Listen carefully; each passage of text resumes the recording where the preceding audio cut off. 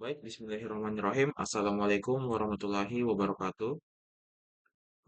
Sebelumnya perkenalkan nama saya Muhammad Fikri Haikal dengan NIM S1S1 22110 dari jurusan Informatika Fakultas Teknik Universitas Salwaleo.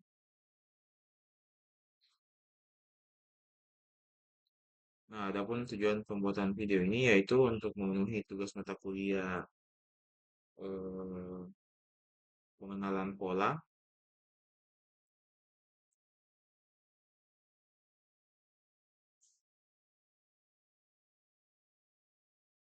ya pengenalan pola, yaitu tugas penjelasan terkait using clustering untuk semi-supervised learning. Langsung saja pada materinya. eh, Kali ini adalah penjelasan lengkap terkait materi dan juga kode dengan judul Semi Supervised Learning menggunakan clustering.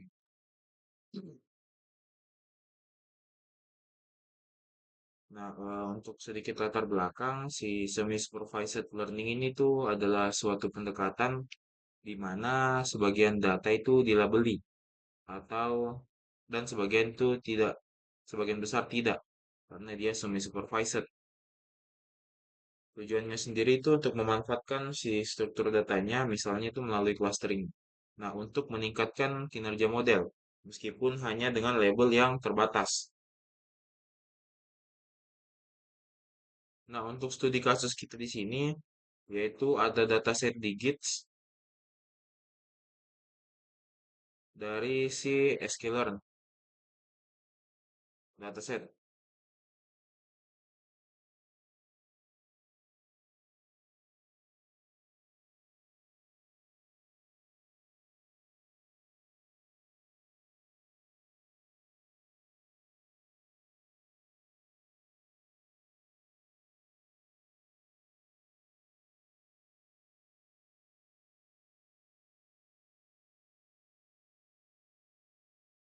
Nah, pada contoh kodenya di sini, eh, kita melakukan labeling, yaitu melakukan labeli dengan 50 data pertama yang akan digunakan untuk melatih si modelnya nanti, yang dimana pada studi kasus ini kita akan melatih model si logistic regression.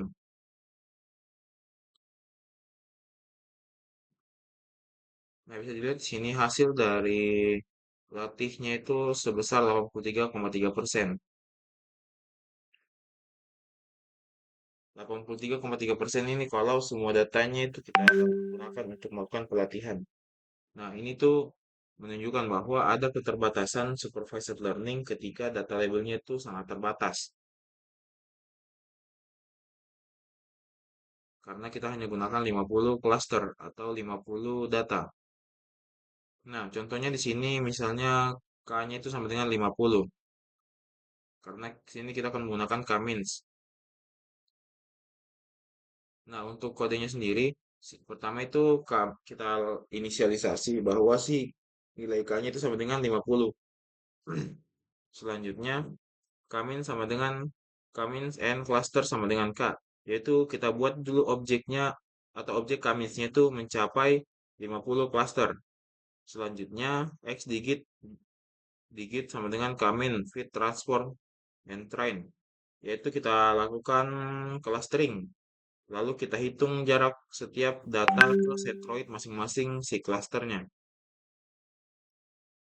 Selanjutnya, yaitu representatif digit IDX-nya ini, itu kita lakukan pengambilan indeks data untuk setiap cluster atau kolom-kolomnya yang paling dekat dengan si centroidnya.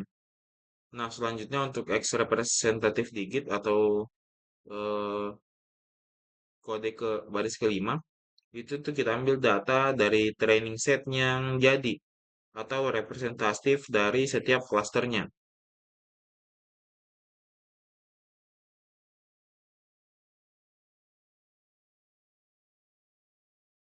Jadi misalnya eh, visualisasinya mungkin atau konsepnya mungkin kayak gimana sih? Oh, kita pakein saja. Misalnya ini ada data untuk klasternya itu, misalnya ini kan satu klaster yang baris pertama ini satu klaster. Misalnya sih klasternya itu 4, yang ini 4. Maka yang kita ambil itu data terdekatnya. Jadi data terdekatnya itu 8.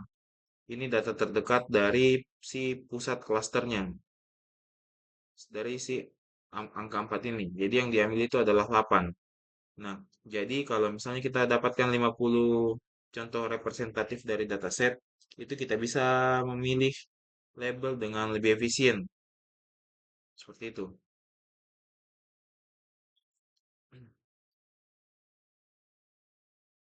Nah, tujuan dari langkah ini itu sebenarnya kita lakukan supaya ketika kita gunakan clustering untuk memilih data representatif, itu hanya perlu memberi label-label pada data-data yang kita pilih.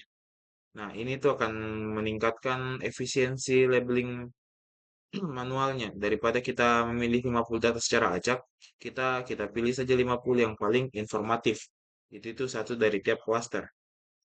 Jadi kita bisa juga bantu memperbaiki si model supervisednya saat label sangat terbatas.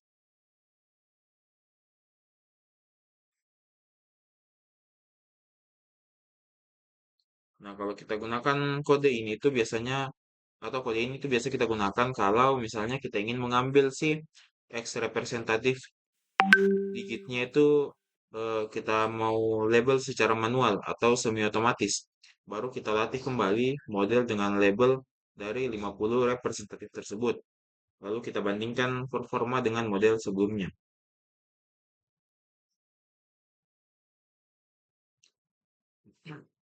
Nah, tadi kan saya gunakan gambar ini sebagai apa tadi ya? Bisa dibilang untuk memvisualisasi cara pengambilan data terdekat ke sentroidnya lah, seperti itu.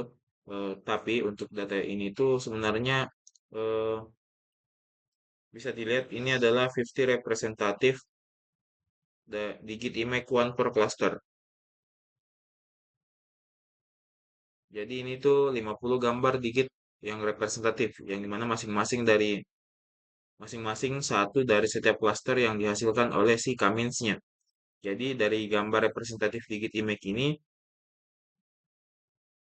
bisa dilihat bahwa setiap angka itu adalah salah satu contoh dari training set yang paling dekat dari si centroid dari satu satu cluster, yang dimana mereka itu mewakili cluster dari digit yang mirip secara bentuk, bukan labelnya.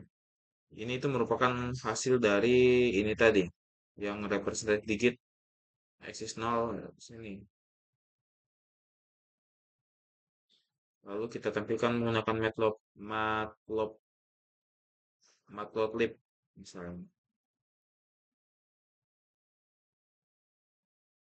Nah, tujuannya itu sebenarnya untuk pertama kita efisiensi dalam melakukan labeling, yang dimana ini tuh akan memberi label pada data acak. Kita hanya label 50 gambar. Kemudian juga kita bisa mengurangi redundancy, yaitu random samplingnya itu bisa menghasilkan banyak data yang mirip, dan clustering memastikan keragaman visual dari si sampelnya.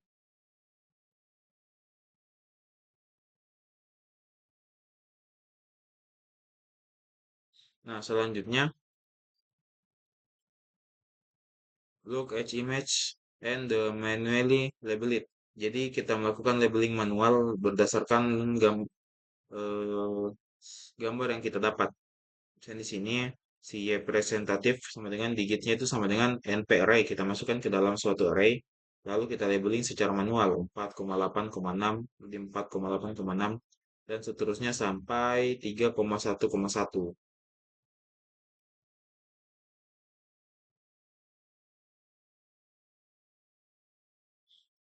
Nah, selanjutnya setelah kita melakukan labeling, kita akan melakukan training ulang si logistik regressionnya, yang dimana di sini untuk kode melakukan training ulang si logistic regression bisa dilihat bahwa output dari hasil training ulangnya itu sama dengan 0,92%.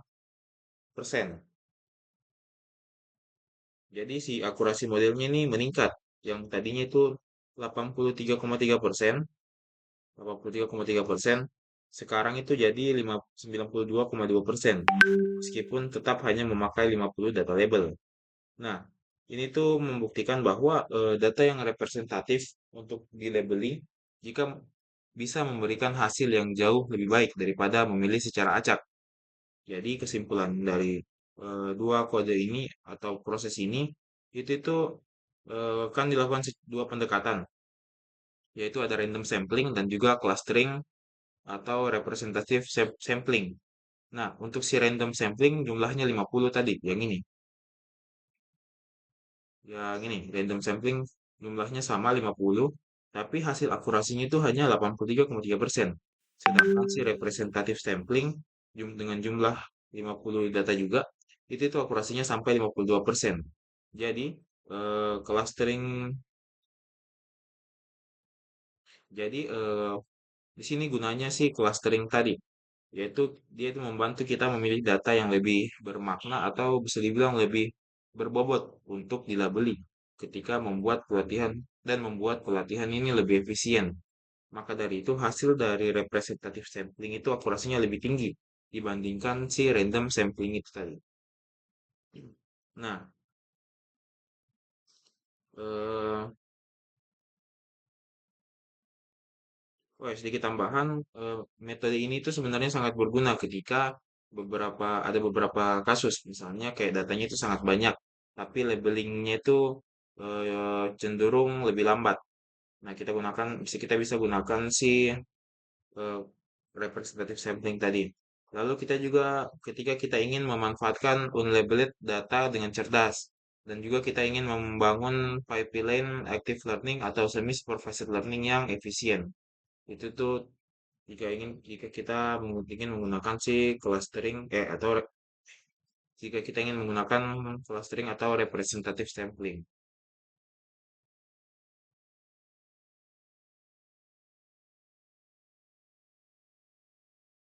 Nah, selanjutnya ya ini tadi. Wow, we jump from 83,3% akurasi ke 92,2%.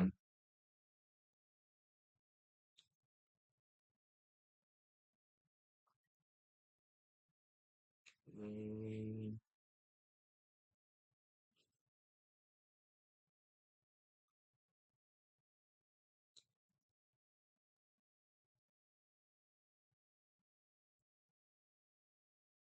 what if we propagated to the label to all the other instances in the same cluster? Nah, apa itu label propagation? Jadi, label propagation adalah teknik di mana label dari beberapa contoh yang dia labeli dalam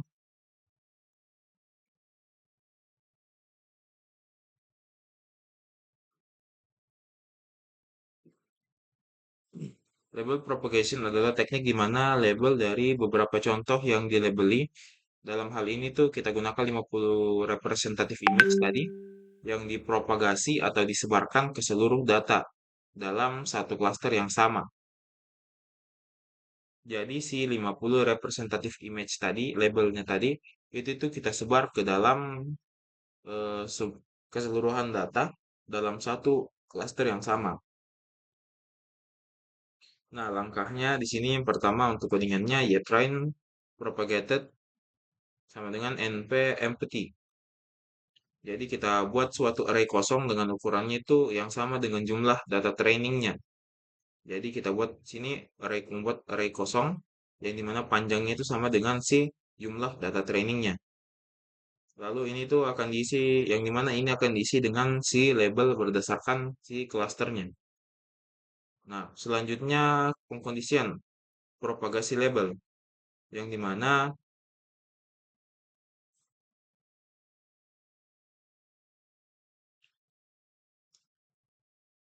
sini comments.label sama dengan i. Itu tuh untuk mendapatkan indeks dari semua data ke yang masuk cluster ke i. Nah, kemudian Y presentatif digits I, yaitu label dari representative image-nya itu untuk si cluster tersebut. Nah, Y train propagated, si Y train propagated, yaitu semua data dalam cluster tersebut itu akan dilabeli dengan label yang sama seperti representatifnya.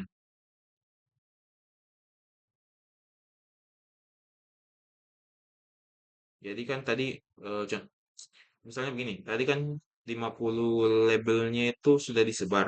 50 datanya sudah disebar ke dalam eh, ke data dalam satu klaster yang sama. Nah, setelah disebarkan dalam satu klaster yang sama, semua data dalam klaster tersebut itu tuh akan dilabeli sama seperti si data representatif yang disebar tadi. Jadi supaya labelnya itu sama semua dalam satu klaster. Seperti itu. Nah, dengan begini tuh nanti kita kan sudah labeli semua data trainingnya. Walaupun sebenarnya hanya 50 data tadi yang kita lihat di label aslinya. Seperti itu. Nah, selanjutnya di sini tuh kita melakukan pelatihan ulang ke model modelnya dengan output di sini 93,3%, 0,93%. Yang dimana ini meningkat lagi akurasinya.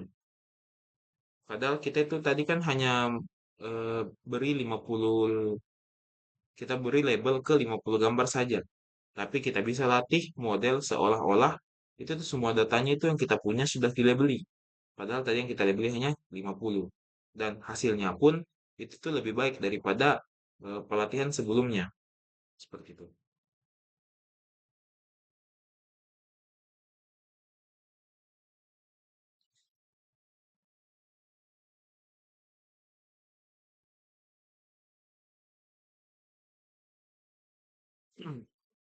Nah, ini tuh mengasumsikan bahwa data dalam suatu klaster itu tuh memang berasal dari kelasnya yang sama. Jadi kelasnya itu sama. Dan dalam kasus seperti digit ini yang bentuknya mirip antara anggota kelas yang asumsinya ini sering valid. Tapi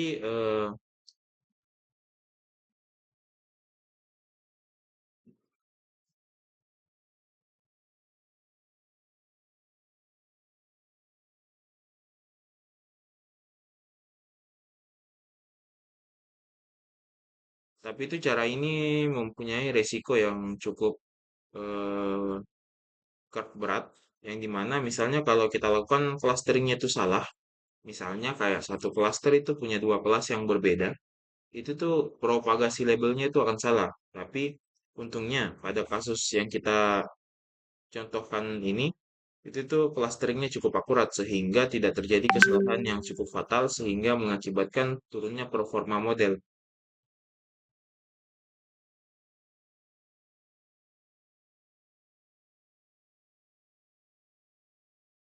Now we got a reasonable accuracy boost, but nothing absolutely astounding. The problem is that we got propagated each representative instance label to all the instance in the same cluster.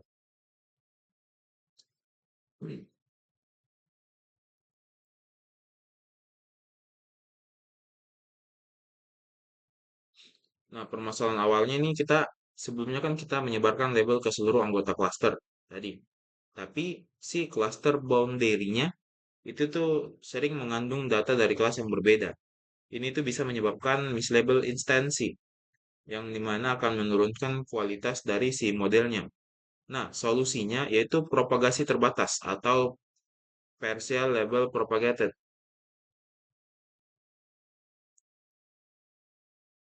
Ya, partial label propagated. Yaitu hanya labeli data yang sangat dekat ke centroid tiap cluster. Nah, langkah-langkah awalnya.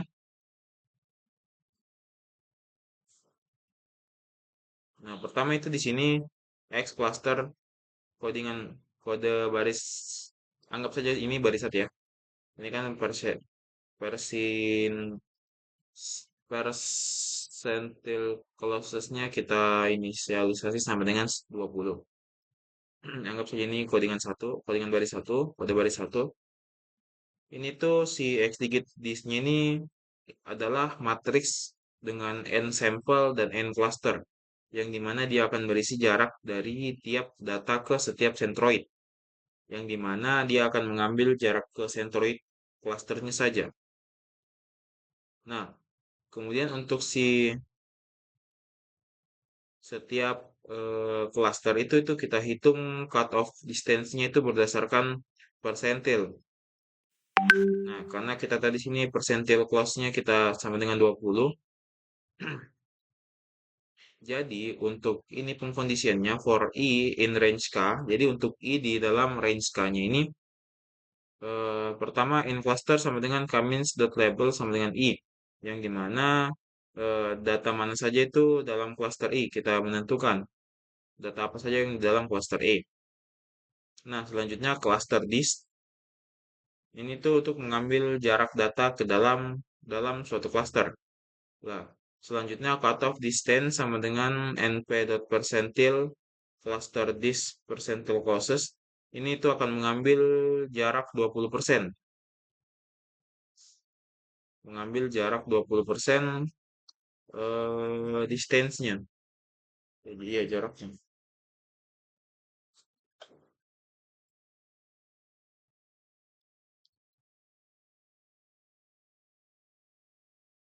Nah, selanjutnya eh, above above cutoff sama dengan X cluster, yaitu untuk data yang terlalu jauh dari si centroid.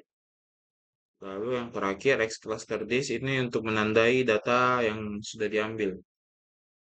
Jadi hanya 20% data dalam cluster yang terdekat dengan centroid yang akan dipertahankan.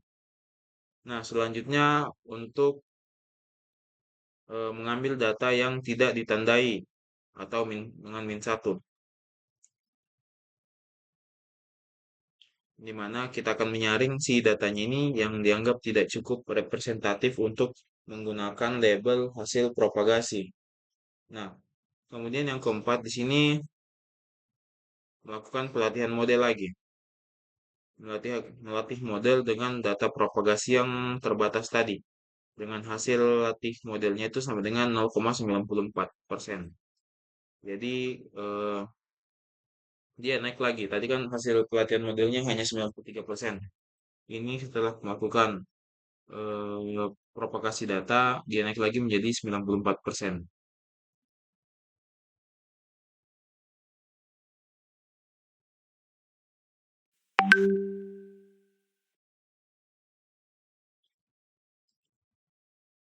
Nah, di sini untuk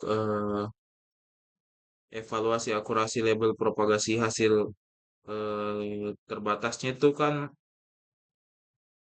sangat tinggi, yaitu 99%, yang lebih akurat dibandingkan label aslinya.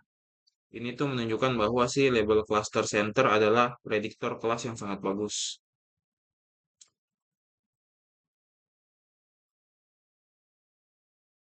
Jadi sedikit kesimpulannya bahwa dengan hanya menggunakan 50 label asli, kita itu berhasil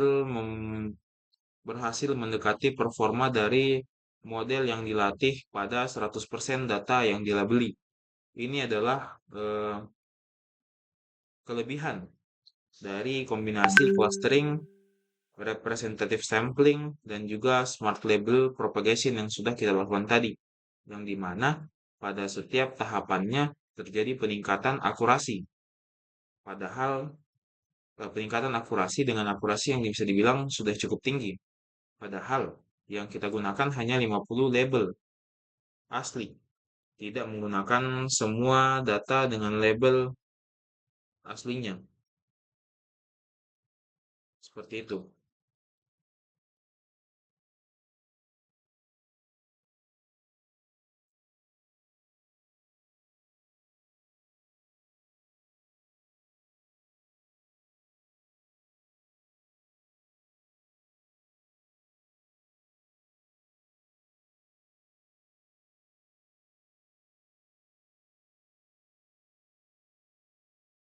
Nah,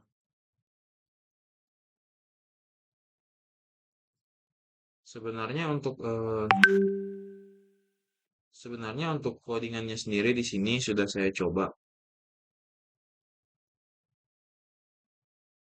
Nah, ini tadi yaitu melakukan labeling dengan nilai,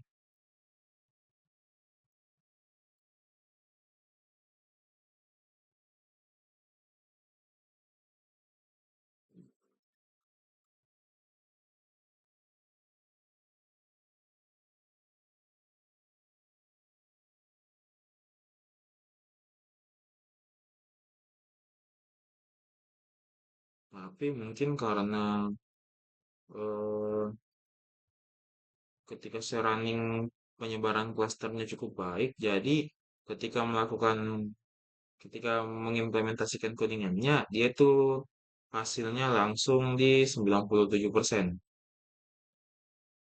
Ya, 97%.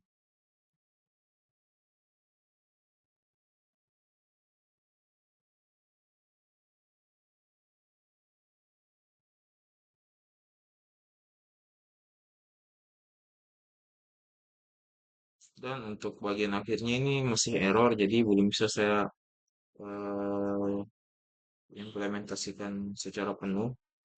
Mungkin setelah ini masih saya harus perbaiki untuk codingan akhirnya.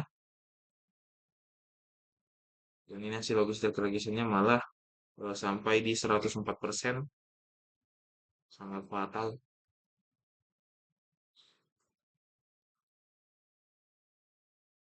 Ya, kurang lebih mungkin seperti itu untuk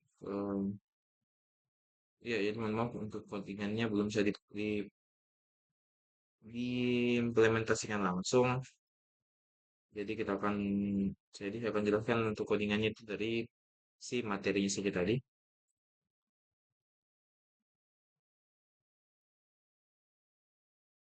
Nah, untuk sedikit kilas balik bahwa terkait hasil labeling hasil ininya tadi.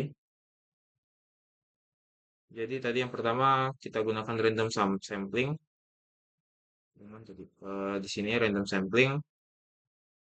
Ya, ini random sampling dengan jumlah datanya itu jumlah label manualnya itu sama dengan 50 dan data latih 50. Itu tuh kita mendapat akurasi sebesar 83,3%. Nah, karena masih belum mencapai akurasi yang optimal, jadi kita lakukan representatif satu cluster di sini. Dengan jumlah label manualnya itu 50 dan juga data latih aktifnya itu 50, kita berhasil mendapatkan akurasi yang cukup tinggi sampai 92,2%. Dengan padahal kita hanya menggunakan si 50 label manual sama seperti random sampling. Tapi karena si representative sampling ini eh, caranya itu lebih baik karena dia mengambil data dari tiap label mengambil data dari tiap cluster terdekat. Ya, data dari cluster yang dekat, maka hasilnya itu jauh lebih akurat. Nah, selanjutnya yaitu full labeling propagation. Ini.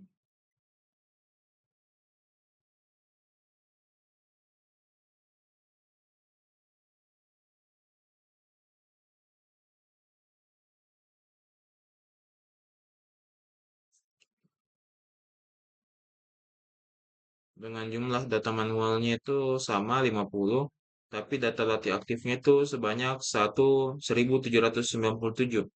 Ini tuh karena setiap dari data dari jumlah label manual yang kita dapatkan tadi itu kita sebar, kita lakukan penyebaran ke setiap klasternya dan untuk setiap klasternya kita labeli mereka sesuai dengan jumlah label manual 50 tadi yang sudah kita sebar.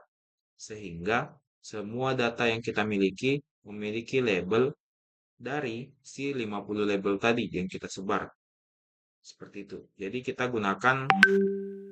label kita gunakan data latih aktif sebanyak 1797 data latih dengan full labeling. Dan di sini kita mendapatkan akurasi yang cukup tinggi yaitu sampai dengan 93,3%. Nah, selanjutnya untuk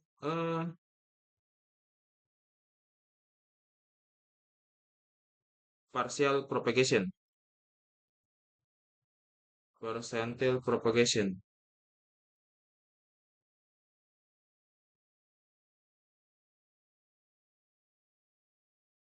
yang dimana ini sebenarnya kurang lebih sama, tapi untuk percentile propagation dia akan melakukan pembatasan, yang dimana hanya akan ada 20% data. Sebenarnya tidak 20% terus sih, tapi dia tergantung kita mau batasi berapa. Ini pada studi kasus ini kita gunakan 20%. Jadi hanya 20% data dalam klaster yang terdekat dengan si sentroid yang akan dipertahankan sehingga menghasilkan akurasi yang cukup baik. Di mana di sini kita mendapatkan 0,9 kita dapatkan 94% akurasi dengan jumlah data latih sebanyak berapa data latihnya ini ya?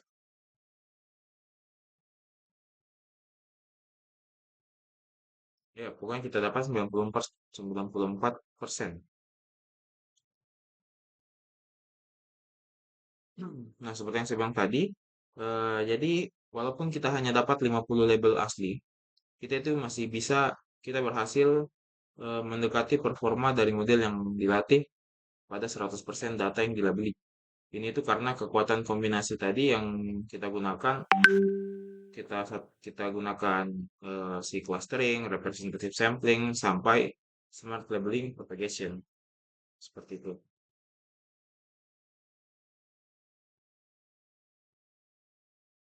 Baik, mungkin itu saja untuk materi apa tadi ini materi using clustering for semi supervised learning.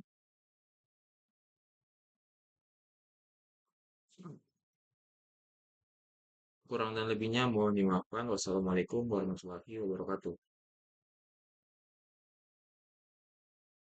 Ya, baik, bismillahirrahmanirrahim.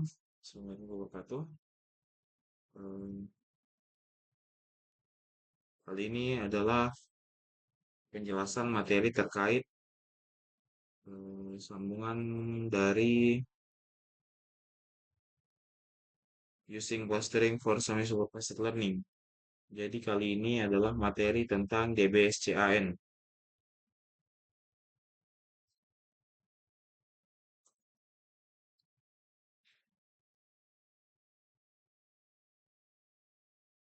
Atau density based spatial clustering of application with noise, yaitu salah satu algoritma clustering yang powerful dan berbeda dari Kamens karena dia itu tidak perlu menentukan jumlah cluster dan juga mampu menentukan cluster dengan bentuk tak beraturan dan juga dapat secara otomatis mengidentifikasi outlier atau anomali dalam suatu data.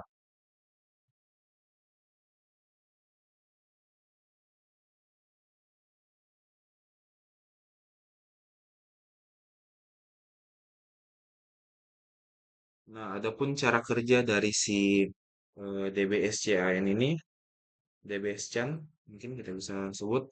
Yang pertama itu neighborhood, yaitu untuk setiap instansinya itu atau titik datanya, itu tuh kita ukur jarak ke semua data lain. Jadi jika suatu data lain berada dalam jarak yang lebih kecil atau sama dengan epsilonnya, maka dia itu disebut sebagai tetangga atau neighbornya dari instansi tersebut. Karena epsilon adalah parameter paling penting yang akan menentukan seberapa dekat dua data itu dianggap berdekatan. Nah, selanjutnya core point, yaitu jika suatu data memiliki lebih besar atau sama dengan min sampelnya, maka si neighbor atau tetangganya termasuk dirinya sendiri di dalam epsilon radius, maka dia itu disebut core point atau inti dari si cluster. Nah, core point itu nanti dia akan menandakan dia dalam suatu area yang padat. Jadi kalau suatu area itu padat, maka dia akan disebut si core point.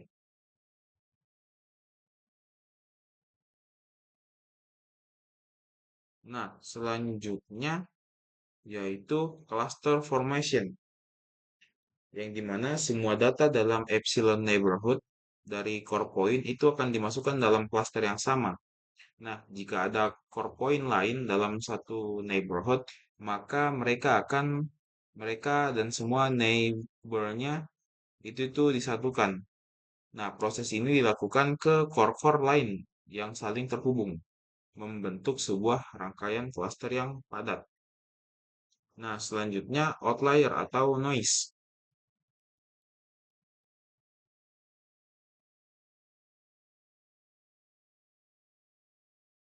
yang dimana data yang bukan core point dan tidak berada di sekitar core point manapun itu akan dianggap sebagai si outlier atau anomali.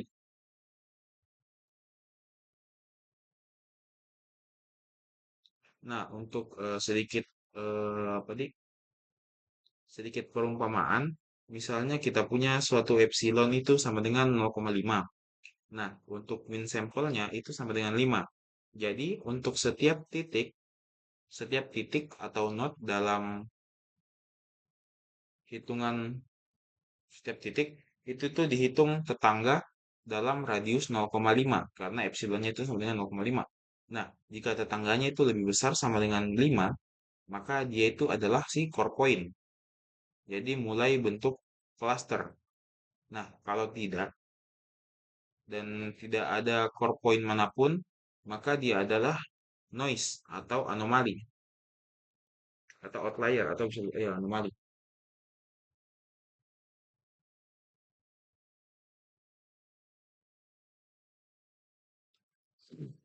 Nah, kenapa kita gunakan DBSChan? Nah, seperti yang saya jelaskan tadi bahwa DBSChan ini kelebihannya yang pertama dia tidak perlu kita tentukan nilai K-nya. Tidak perlu K. Tidak seperti K-means. DBSChan itu tidak butuh jumlah dari kelas, tidak butuh jumlah cluster. Nah, kemudian dia itu bentuknya bebas. Jadi bisa deteksi cluster yang berbentuk non-linear sekalipun. Dan juga dia robust. Yang dimana secara otomatis itu mendeteksi noise atau outliernya. Adapun kelemahannya sendiri si DBSChan ini yaitu cenderung sensitif ke si epsilonnya dan min sampelnya. Jadi kita harus pilih dengan hati-hati untuk si epsilonnya sendiri. Dan juga dia sulit di data yang berdimensi tinggi karena konsep jarak jadi kurang berarti di banyak dimensi.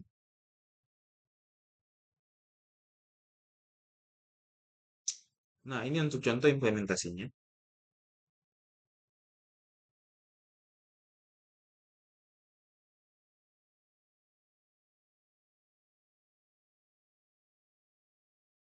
Misalnya kita buat DBSChan, ini DBSChan, kita import dari scikit-learn cluster, kita import DBSChan, dan DBSChan ini epsilonnya 0,5 misalnya dengan min sample sama dengan 5.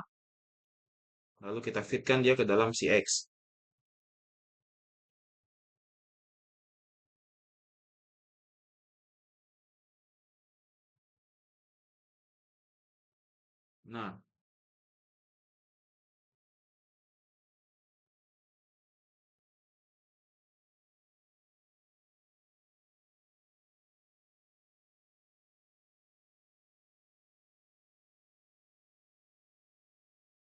Nah, di sini si XY menyatakan bahwa si dataset itu berbentuk bulan sabit atau interleaved karena bentuknya non-linear dan ideal untuk si DBSChan karena bentuk ini sulit ditangkap sama K-means ataupun KNN.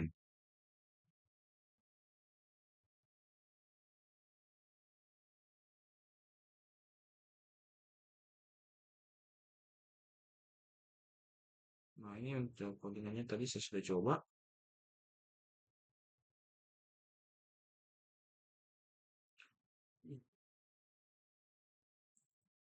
Nah, di sini kan tadi kita sudah inisialisasi bahwa si epsilonnya itu sama dengan 0,05 dan min sampelnya itu sama dengan 5.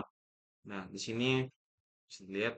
Nah, untuk output memvisualisasikan hasilnya, hasil label untuk setiap data, kita gunakan Bayesian label yang mana akan menampilkan sebuah array dengan 1000 sampel. Iya, 1000 sampel.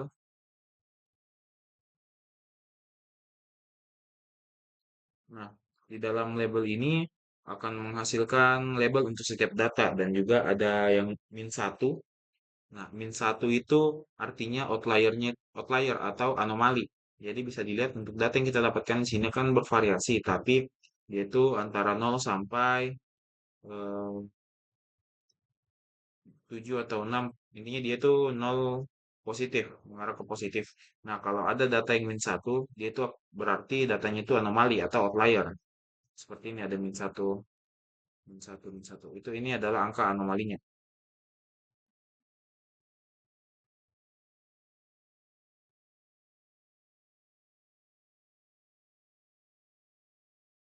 Nah, bisa dilihat untuk hasil ini, hasil klasternya itu, klaster 7 itu ada banyak klaster 7 dan juga banyak yang outlier.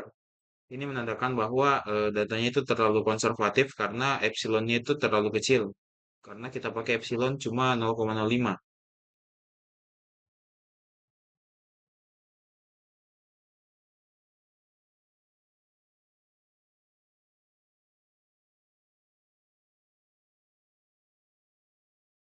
Oh, datanya sini jumlah core point-nya itu kita gunakan len untuk mengecek jumlah core point-nya, di mana jumlah core point-nya itu sama dengan 809. Jadi sini total datanya adalah 809. Nah, selanjutnya kita cek si array shape-nya, yaitu core instansi koordinatnya, menunjukkan bahwa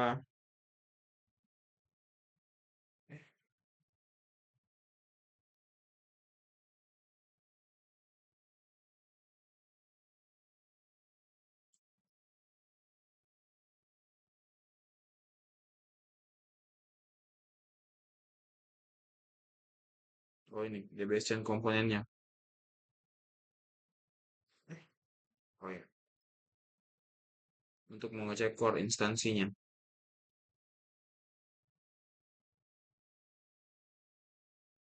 Nah, kenapa tadi saya katakan bahwa si outliernya itu, kenapa banyak outlier? Kenapa banyak anomali? Itu tuh karena tadi saya bilang bahwa si epsilon tuh terlalu kecil yaitu 0,05 sehingga menyebabkan si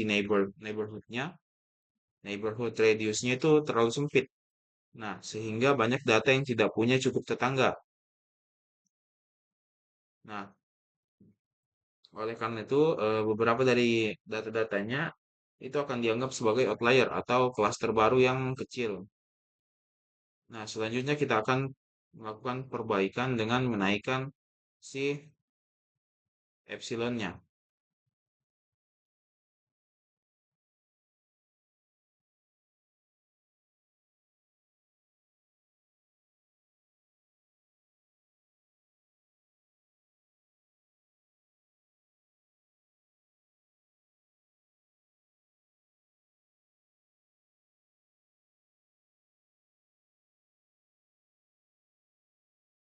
Hmm, kita lihat dulu.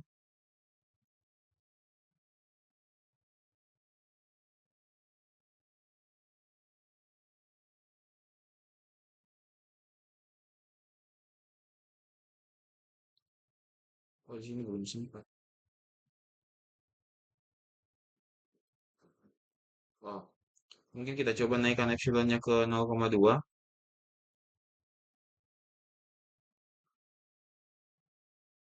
Nah,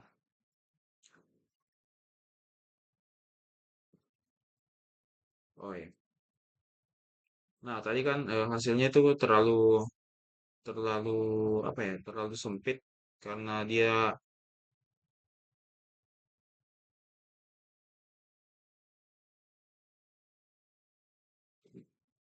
Ya, intinya di sini tadi kita sudah lakukan contoh clustering dengan epsilonnya itu 0,05, tapi karena hasilnya kurang baik, jadi kita akan coba naikkan epsilonnya menjadi 0,2 di sini.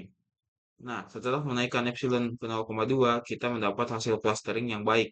Nah, bisa kita lihat pada contoh yang ada pada gambar.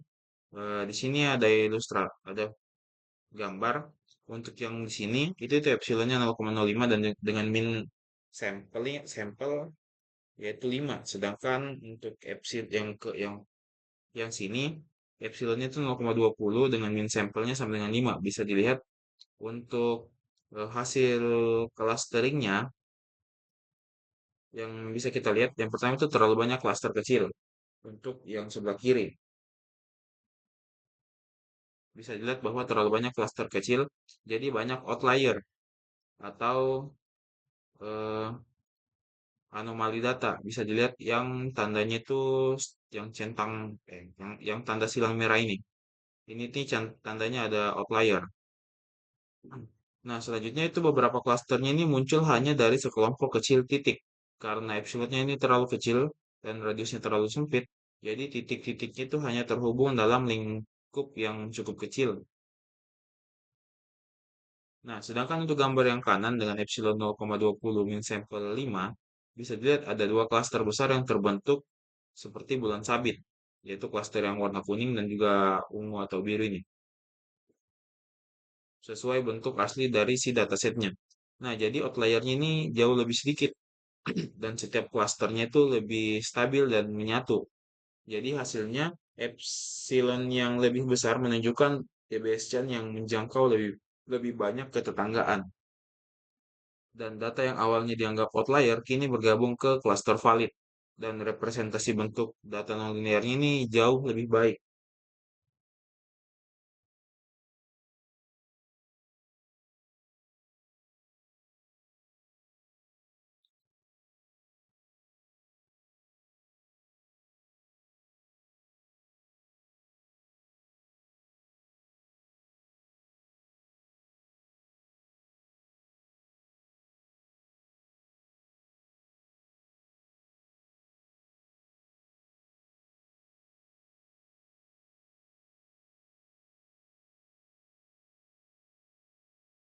Nah, bagaimana bagaimana untuk menangani situasi di mana kita ingin melakukan prediksi keanggotaan cluster untuk suatu instansi baru setelah melakukan DBSChan.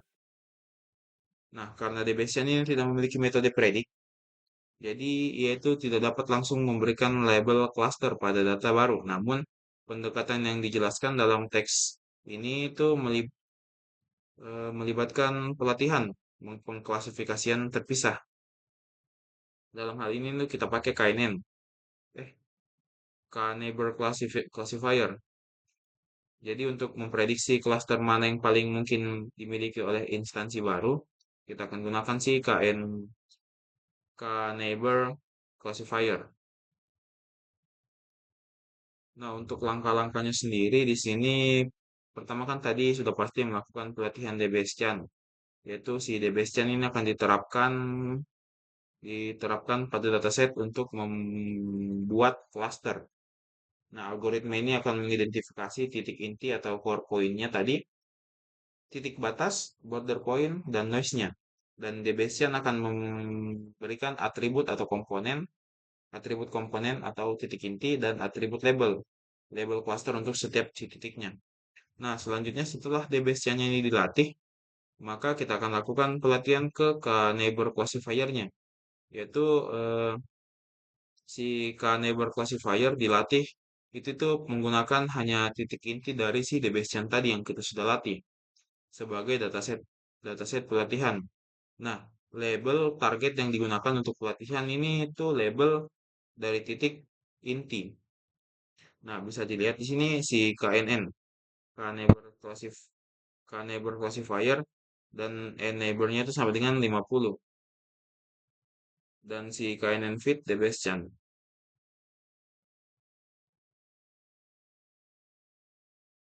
Nah, pertama kita akan melakukan prediksi keanggotaan. Nah, prediksi keanggotaan si cluster. Nah, si titik data baru atau Xnew yang ini kan kita dapat Xnew. Nah, titik data baru ini kemudian kita prediksi menggunakan metode KNN Predict. Metode KNN Predict Xnew. Yang dimana pengklasifikasian ini tuh akan memberikan label cluster untuk titik-titik baru berdasarkan titik inti yang paling dekat. Jadi si titik-titik baru yang didapatkan nantinya akan dimasukkan si di Xnew ini. Nah, selanjutnya ada KNN Predict, KNN Predict Xnew, KNN Predict Proba Xnew. Itu tuh yang ini, yaitu di sini tuh untuk melakukan memprediksi probabilitas, yang dimana kita juga bisa memberikan probabilitas bahwa setiap instansi baru termasuk dalam cluster tertentu dengan menggunakan KNN Predict Proba. Seperti contohnya yang di sini. Production komponen. Nah, di sini kita gunakan KNN Predict Proba. Ini untuk melakukan prediksi probabilitas untuk setiap si instansi baru. Sini nanti kita buat Xnew NP array. Jadi kita buat suatu array dan misalkan kita Xnew. Nah, kita gunakan predict menggunakan si KNN.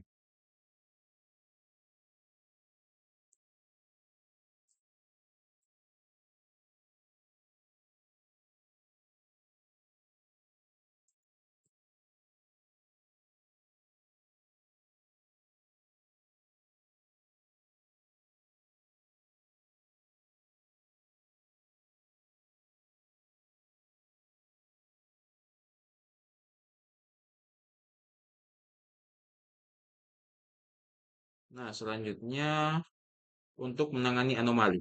Nah, dalam kasus outlier atau anomali, misalnya kayak titik yang tidak termasuk dalam klaster manapun, itu kan masuknya di data anomali atau outlier.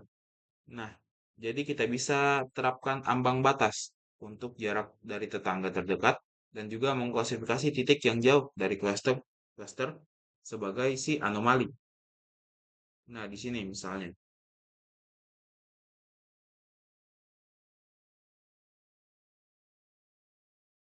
Jadi kita tentukan si anomali jaraknya itu kita batasi jaraknya itu lebih besar dari 0,2. Jadi kalau misalnya datanya atau titiknya itu sudah sejauh 0,2 lebih besar dari 0,2 jaraknya dari si pusat klaster, maka dia akan tergolong dalam data anomali sehingga dia itu tidak akan kita gunakan. Nah, bisa dilihat di sini hasilnya.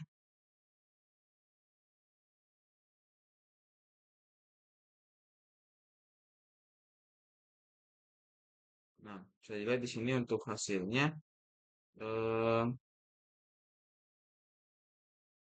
DBSChan mampu mengklasifikasikan titik-titik yang ada sesuai dengan dataset aslinya. Seperti ini. Di mana si decision boundary-nya ini menjadi dua cluster.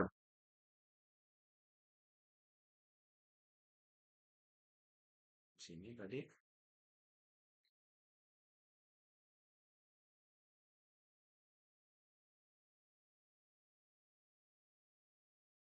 Nah, sebenarnya secara singkatnya, DBSChan atau Density Based Spatial Clustering Application with Noise ini itu sebuah algoritma yang mengelompokkan algoritma pengelompokan yang sederhana, tapi dia itu cukup kuat dan juga mampu mengidentifikasi klaster dengan bentuk apapun. Algoritma ini itu memiliki beberapa keuntungan utama. Yang pertama itu fleksibilitas, karena dia mampu mendeteksi klaster yang berbagai bentuk, menjadikannya lebih fleksibel dibandingkan algoritma pengelompokan lain yang mengasumsikan klaster berbentuk bola seperti Cummins. Nah, yang kedua dia tuh ketahanannya terhadap outlier atau data anomali. Jadi dia si DBSChan juga itu tahan terhadap outlier karena Algoritma ini dapat menangani si noise atau anomali dalam data yang baik dengan baik. Karena titik yang tidak termasuk dalam klaster manapun akan diklasifikasikan sebagai noise. Berbeda dengan algoritma lain yang mungkin kayak yang memaksakan setiap titik untuk memasukkannya dalam klaster. Jadi untuk si Debezian mungkin bisa dibilang bahwa dia itu kayak kalau ada data atau titik yang cukup jauh dari pusat klaster, dia tidak klasifikasikan masuk dalam klaster tersebut secara paksa. Berbeda dengan si algoritma-algoritma lain, yaitu memaksakan semua titiknya itu masuk dalam klaster tertentu sehingga menyebabkan banyaknya anomali dalam proses pengklasifikasiannya. Adapun untuk parameter utama dalam DBSChan ini ada yang tadi saya bilang epsilon, yaitu parameter yang menentukan jarak maksimum antar dua titik agar satu titik itu dianggap sebagai tetangga dari titik lainnya. Ini tuh akan mengatur ukuran lingkungan di setiap titik, di setiap sekitar titik. Ya. Nah, selanjutnya ada min sample, yaitu parameter yang mengatur jumlah minimum titik yang dibutuhkan untuk membentuk suatu wilayah yang padat, yaitu sebuah klaster tadi. Nah, sebuah titik itu harus memiliki setidaknya min sample, karena min sample titik yang termasuk dirinya sendiri. Karena dalam radius epsilonnya agar dapat menganggap sebagai titik inti core point, inti atau core point. Seperti itu. Sebenarnya secara keseluruhan Debezian ini algoritma yang baik, yang efisien untuk banyak tugas pengelompokan. Tapi algoritma ini dapat menghadapi tantangan yang yaitu kepadatan klaster yang bervariasi dan penggunaan memori yang tinggi untuk dataset besar dengan penggunaan parameter tertentu. Seperti itu.